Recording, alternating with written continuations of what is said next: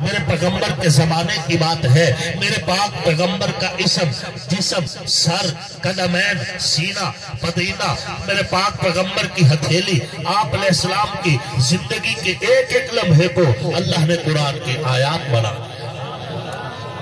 ہم اس رب کے شکر گزار ہیں جس نے ہمیں اس پیغمبر کا امتی بنایا جو سر سے لے کے قدمین تک قرآن کی آیات ہے. قرآن کی آیات تیری سیرت کا تسلسل، مضمون الہی تیری صورت کا بیان ہے. واللیل تیری زلف حسین تر کا تصور، مازاغ تیری آنکھ کے سرمے سے آیا ہے. آقا لک صدرک تیرے سینے کا تقدس، ورفعنا لک ذکرک تیری رفعت کا نشان ہے. ما ینطق تیری جنبش لب حق کی حقیقت، والاثر تیرے دور بہاراں کا سما ہے. جس جس کے نصیبے میں لکھی تیری غلامی، آصف کا عقیدہ ہے کہ وہ شاہ زماں ہے. وہی بادشاہ ہے جو رسول اللہ علیہ السلام کا غلام ہے، وہی بادشاہ ہے. حضرت پیر سید نصیر الدین نصیر رحمت اللہ علیہ فرمایا کرتے تھے کہ کیا وہ ڈوبے جو محمد کے ترائے ہوئے ہیں، جنہیں عزت حضور کے دامن سے ملی ہو، ان سے کوئی عزت چھین سکتا نہیں ہے. یاد رکھیے زندگی محبت رسول کا نام ہے. جسے حضور کی محبت مل گئی وہی زندہ ہے. جسے آقا کی محبت نہیں ملی، کھائے پیے پھر بھی مردہ ہے، چلے اٹھے بیٹھے پھر بھی مردہ ہے، دیکھے بولے اور سنے پھر بھی مردہ ہے. اور جسے رسول اللہ علیہ السلام کی غلامی مل گئی، حضور صلی اللہ علیہ وسلم کی اطاعت مل گئی، قبر میں چلا گیا ہے پھر بھی زندہ ہے. وہ مردہ نہیں ہے. قبر میں جانے کے بعد بھی، چار کندھوں پہ رکھے جانے کے بعد بھی وہ مردہ نہیں ہے بلکہ زندہ ہے. زمین میلی نہیں ہوتی، زمن میلا نہیں ہوتا، محمد کے غلاموں کا کفن میلا نہیں. ایک تو یہ کفن ہے جو کپڑے کی صورت میں آپ کو دیا جاتا ہے، ایک وہ کفن ہے جو عقیدے کی صورت میں آپ تک پہنچا ہے. لا الہ الا اللہ محمد الرسول اللہ. ہاں جی، آج اتنا عرصہ گزر گیا ہے، اس سٹیج پہ اس وقت پیران پیر شیخ عبد القادر جیلانی رحمت اللہ علیہ کا اگر ذکر ہو رہا ہے تو یہ وہ کفن ہے جو میلا نہیں ہوتا. حضرت امام احمد ابن حنبل رحمت اللہ علیہ کی بات چل رہی ہے تو یہ وہ کفن ہے جو میلا نہیں ہوتا. امام اعظم ابو حنیفہ رحمت اللہ علیہ کا ذکر ہو رہا ہے تو یہ وہ کفن ہے جو میلا نہیں ہوتا.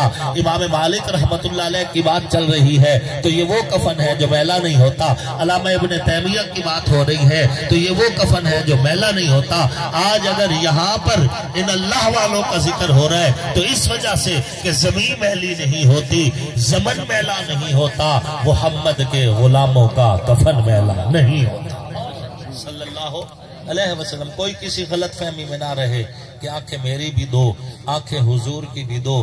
میں بھی کھاتا ہوں، حضور بھی کھاتے ہیں. میں بھی چلتا ہوں، حضور بھی چلتے ہیں. میں بھی ماں کے پیٹ سے آیا، حضور بھی ماں کے پیٹ سے آئے. میری بھی اولاد ہے، حضور کی بھی اولاد ہے. جب اتنی باتیں مشترک ہیں تو حضور میرے جیسے ہو گئے یا میں حضور کے جیسا ہو گیا؟ نہیں. اور اللہ کی قسم نہیں، حضور کے جیسا نہ عرش والوں میں اللہ نے بنایا، نہ فرش والوں میں اللہ نے بنایا. حضور علیہ السلام کے جیسا نہ نبیوں میں اللہ نے بنایا، نہ رسولوں میں اللہ نے بنایا. حضور کے مثل نہ جنات میں اللہ نے بنایا، نہ فرشتوں میں اللہ نے بنایا، نہ انسانوں میں اللہ نے بنایا.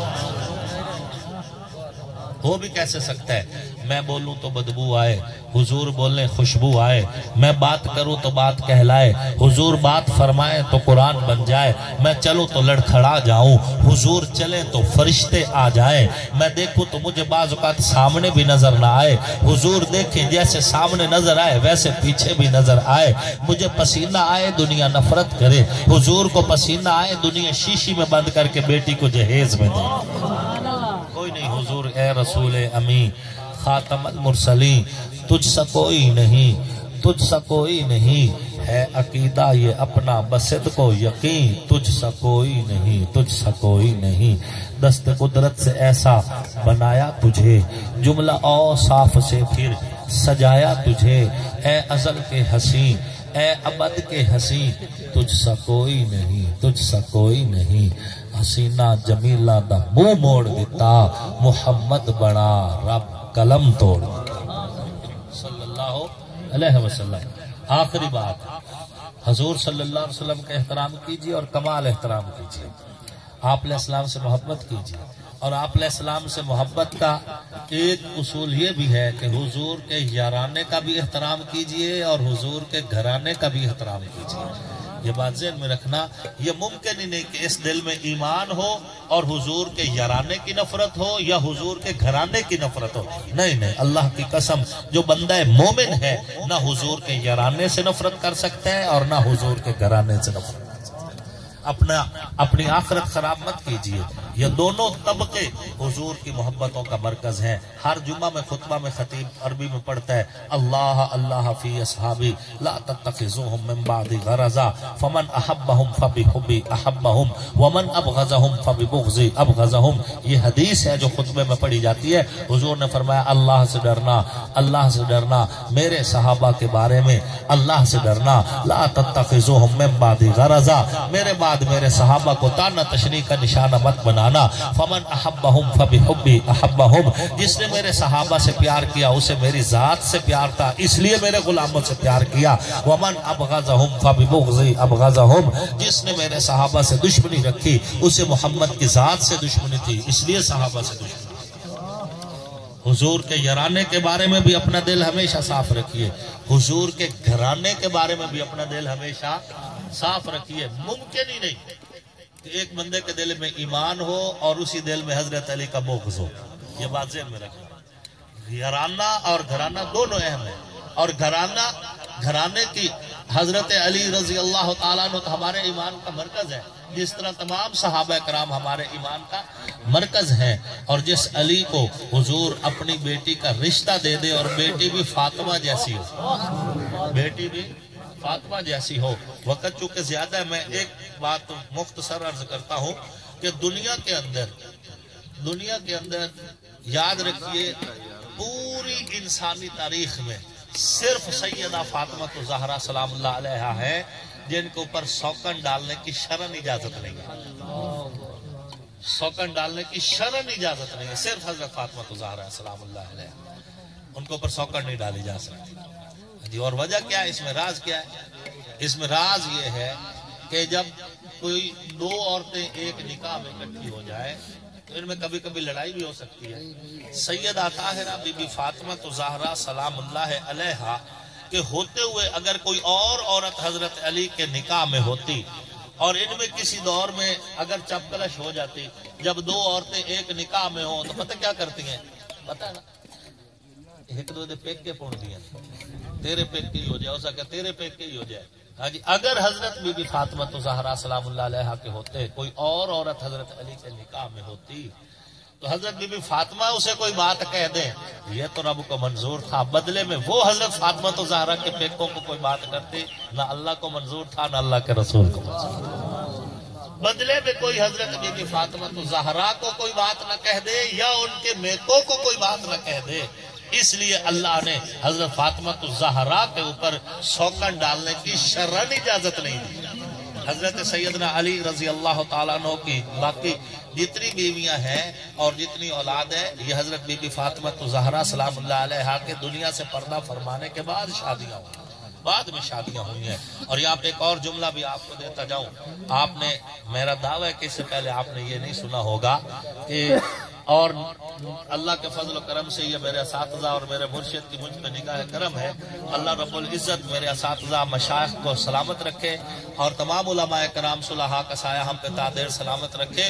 سامعین محترم، یاد رکھیے کہ اللہ رب العزت نے دنیا میں عورت کو عزت دینے کے لیے خصوصاً بیٹی کا مقام دنیا پہ واضح کرنے کے لیے نبیوں کے امام کی نسل حضرت فاطمہ الزہرا سے جاری کی، ورنہ حضور بیٹوں سے بھی جاری کر سکتے تھے. نبی کا بیٹا نبی ہونا کوئی ضروری نہیں ہوتا. اللہ جو ہے حضور علیہ السلام کی بیٹوں سے اگر نسل جاری کرتے پھر بھی حضور کے ختم نبوت میں فرق نہیں آنا تھا. لیکن حضرت فاطمہ الزہرا سلام اللہ علیہا سے آل رسول کا شجرہ نسب آگے جاری ہوا تو اس کی وجہ یہ ہے کہ دنیا کو اللہ بتانا چاہتا تھا کہ بیٹی کا مقام کیا ہے، بیٹی کا مقام کیا ہے. ہاں جی، تو سامعین محترم، حضور کے یارانے کا احترام کیجئے اور حضور کے گھرانے کا بھی احترام کیجئے. جس علی کو حضور اپنی بیٹی کا رشتہ دے دیں، جس علی کو حضور اپنا ویر کہیں، میں اس علی کو اپنا پیر کہتا ہوں.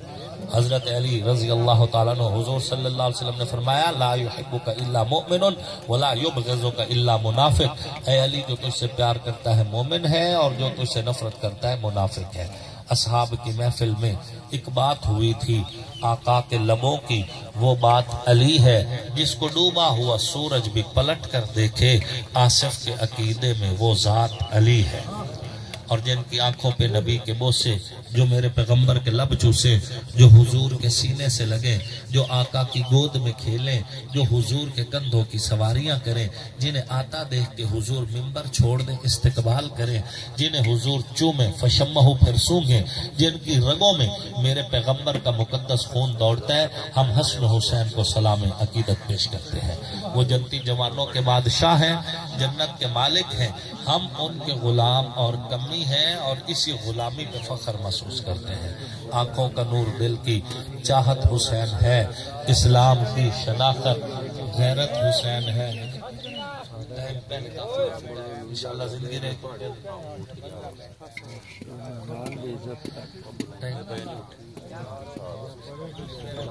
اللہ خوش رکھے، اللہ پاک تہاڈا ذوق سلامت رکھے، اور اللہ رب العزت